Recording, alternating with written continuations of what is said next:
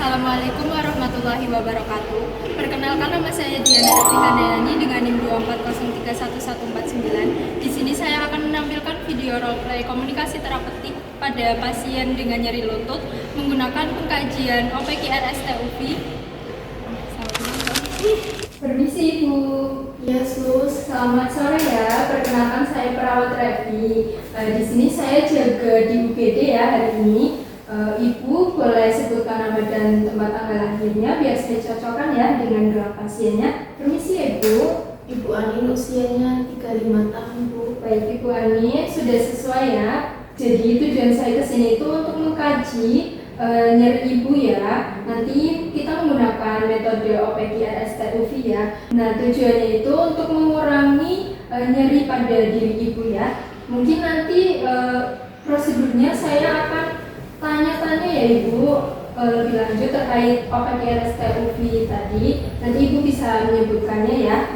Untuk waktunya mungkin sekitar 5-10 menit. Apakah Ibu Amin bersedia? Bersedia, Sus. Baik, saya boleh duduk di sini Bu? Silakan, Sus.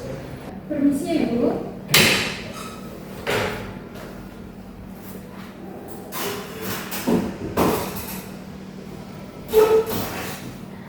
Saya melihat Ibu seperti menahan nyeri di kaki ya Ibu. Nanti saya akan bantu Ibu agar keluhan Ibu bisa ditangani dengan tepat ya Ibu. Ya, Sus. Baik Ibu, yang pertama itu sejak kapan sih nyeri Ibu itu rasakan? Sejak pagi tadi, Sus. Sejak tadi ya. Terus apa yang membuat nyeri itu bertambah atau meningkat? Kalau digerakkan itu bertambah nyeri saya, Sus. Tapi kalau diem aja ya mendingan aja.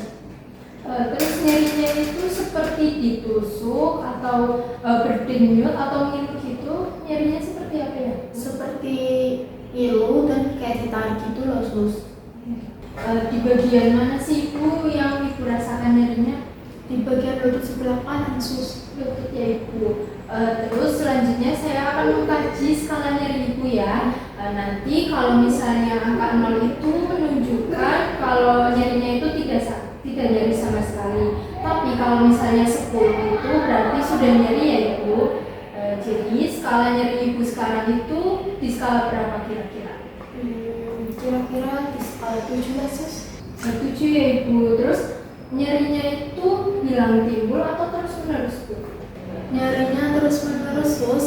Apalagi kalau digerakkan itu semakin sakit banget. Oke, ini saya catat dulu ya Ibu. Yes, Sus.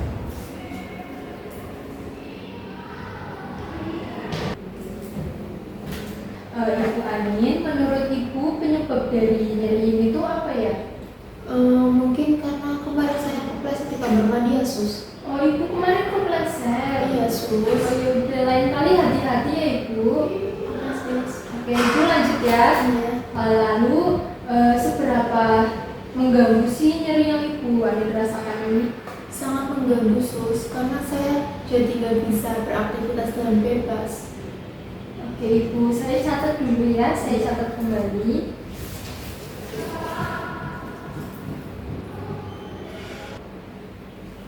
Baik Ibu Anin, saya simpulkan dulu ya. Untuk nyerinya itu dirasakan sejak pagi tadi ya. Terus berada di lutut, benar. Terus skalanya itu 7, terasa ngilu dan juga bertambah saat digerakkan ya. Serta sangat mengganggu aktivitasnya Ibu Anin. Saya memahami kondisi Ibu Anin sekarang ya. Mungkin ini membuat Ibu Anin tidak nyaman dan juga melakukan aktivitasnya itu sulit ya. Terima kasih ya Ibu Anin atas kerjasamanya. Tadi Ibu Anin sudah menjawab dengan lancar ya, terus juga sudah terbuka dalam pertanyaan yang tadi ya. Ibu Anin, saya ini akan menyampaikan hasil pengkajiannya kepada dokter ya, agar dokter bisa menangani Ibu Anin lebih lanjut. Sementara itu, usahakan kaki Ibu Anin jangan banyak gerak dulu ya Bu. Ya, Sus. Baik Ibu, jika begitu mungkin pengkajiannya sudah selesai ya. Apakah sebelum itu ada yang ingin ditanyakan? Ya, itu Sus sudah jelas. Baik, kalau sudah jelas, mungkin saya akan pamit ya Ibu. Terima kasih, Sus. Ya Bu, Ibu Anin, semoga nantinya cepat sembuh ya. Baik, Sus, makasih. Ya Ibu.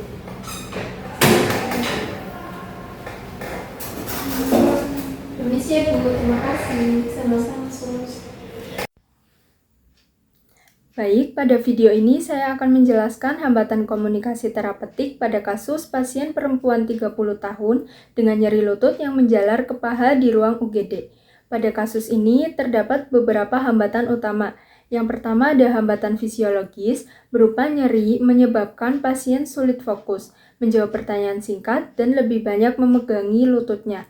Respon perawat adalah membantu posisi nyaman, menopang kaki yang nyeri, berbicara pelan dan jelas, serta melakukan pengkajian nyeri secara bertahap.